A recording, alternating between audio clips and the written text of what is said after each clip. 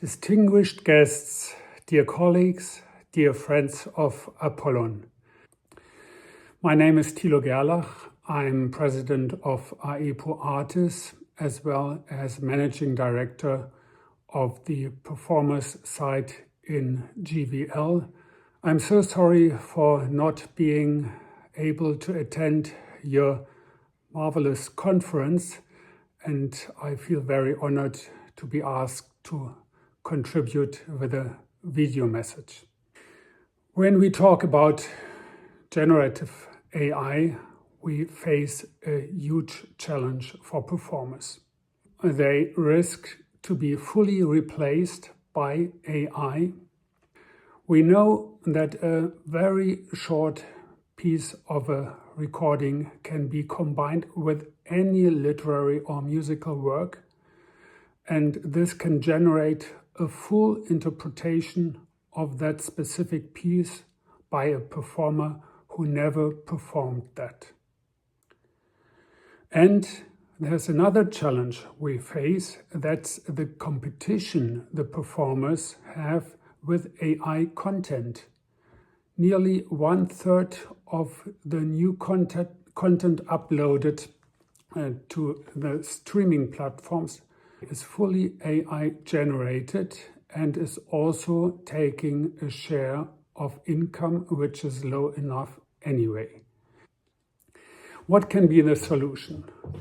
I think it's obvious that there are rights of performers involved, both in the training of AI as well as in the output.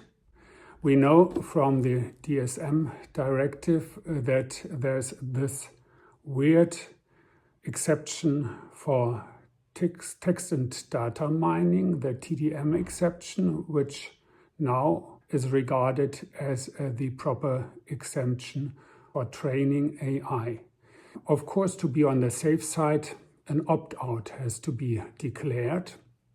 And here I think performers, collective management organizations, the collecting societies are in the game. They have to declare this opt-out on behalf of their performers in order to safeguard their rights. But nobody can run a system just with the limitation for the training. We all know that the output is also a reproduction, often as well as a making available right. So we face the fact that licenses have to be achieved. But is that feasible? Who can do that? There are the labels when it comes to music who are very keen to do that, and they already did some agreements with AI companies. However, do they have these rights? Are they really transferred? Of course, in new contracts there might be provisions and there might be certain cases where specific AI rights have been achieved afterwards. But in general, for old recordings, AI training and output is an unknown use. It's a new news not covered by the contracts at the time when these contracts have been closed. So in principle, they are in a very vague position, and there are good reasons for performer CMOs to act on behalf of the performers when it comes to the licensing for those who do want to license AI use, or for enforcing not to use the content for those who do not want to. What does this mean in practice?